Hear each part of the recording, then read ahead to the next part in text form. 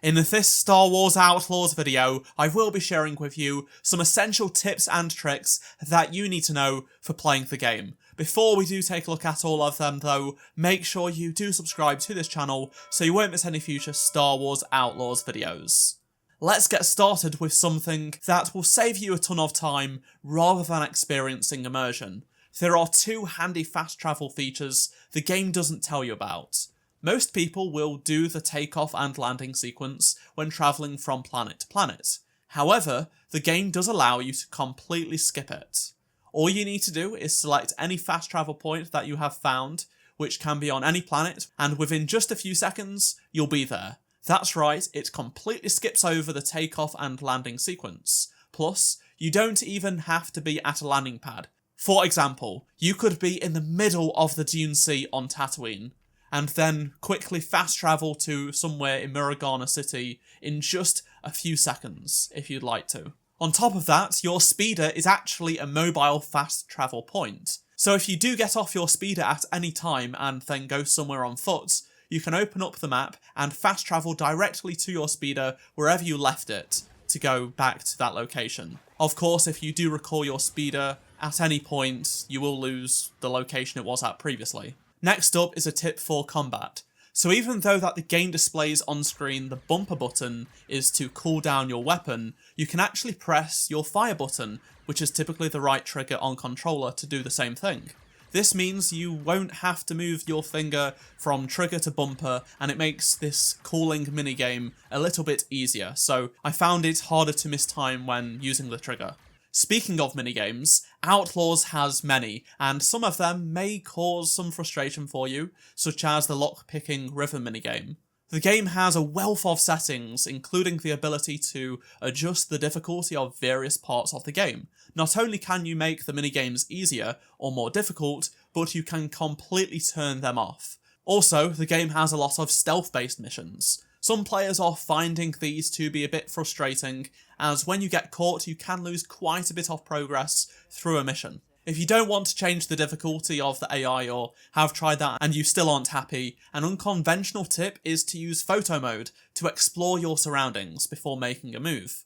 Whilst you can't move super far from Kay's location, it's a bit limited in this game I would say, it still can be handy for checking around corners and seeing what lies ahead. Marking using the macro binoculars is also helpful, but of course you can't really see around corners with that. Another thing that the game doesn't really tell you about is rolling. Kay can roll if you double tap the crouch button.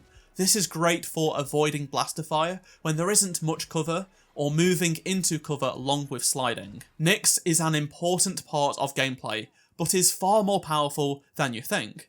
There's a hidden perk slot that only is revealed after you get your first gameplay buff. To get your first, visit one of the several street food stalls found on the various planets. There, you play a minigame where you eat food with Nyx. Upon completion, you'll earn a new slot in the loadout menu for Nyx. You can pick which dish you want to equip, and each one will give Nyx a small gameplay boost. An example of just one of them is the ability for Nyx to kick away grenades from you if they do come close to you. It is worth noting though that these minigames cannot be repeated, sadly. I did not realise until later into the game that Nyx has a quick action. Basically, aim at something that Nyx can interact with and press the left bumper to quickly do an action with Nyx without having to hold down the bumper and select manually. Plus, using Nyx's sensors, it allows you to see enemies through walls, including their footsteps, to easily see which way they are moving. Sabotaging alarms and those further away with Nyx will stop you getting caught if someone runs towards them after you have alerted them. It is best to take these out because it will allow you to avoid a mission-ending alert. However, officers do have personal comms which they can raise the alarm even if the alarms are sabotaged on the walls. With Nyx, you can actually steal their personal comms, which can particularly be handy. Another aspect of stealth you might not know until you realise late on is that enemies will not get up from being stunned. At first, I was a bit more cautious when using stun, as I thought they get up after a certain time and get me caught. The truth is, stunned enemies actually never get back up. It does have a long cooldown, but sometimes stun is your best friend, aside from Nyx, of course. Also, to speed up your stun cooldown, do a stealth takedown and it will help replenish it quicker. Outlaws is set to a 21:9 aspect ratio by default, and some people don't know that you can actually toggle this off. If you aren't a fan of this and you're using a 16:9 display, you can change it in settings so the screen is filled with a regular 16:9 image. Another personal preference of what I typically take off is film grain. Turn it all the way down, as well as the chromatic aberration as well. I personally always turn these things off in games. It just makes the game look better in my opinion, and it may make the image look better, so if you think the game looks blurry, turn this off.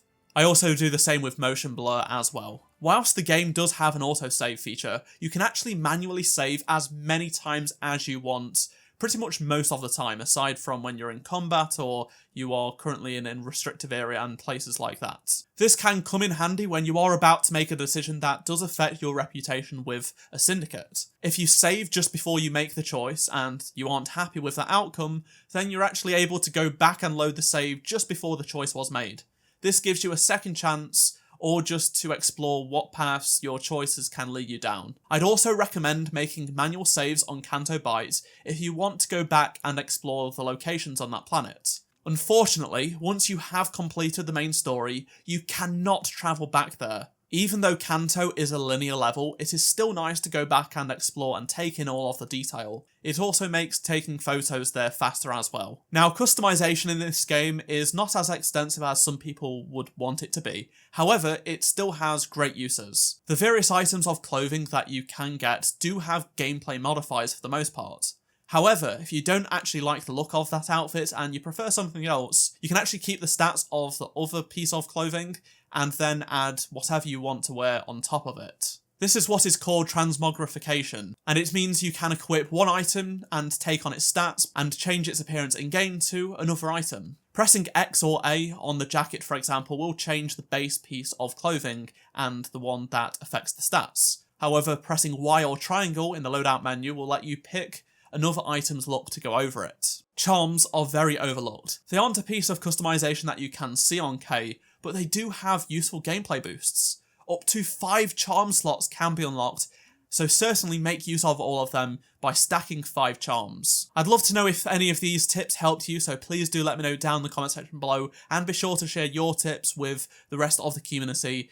Hopefully they will help other people as well. If you liked this video, please do drop a like to help support the channel. Subscribe so you don't miss any future Star Wars Outlaws tips and tricks. And if you did miss any of my previous videos, click on the playlist on screen right now, and I shall see you in my next video. Goodbye.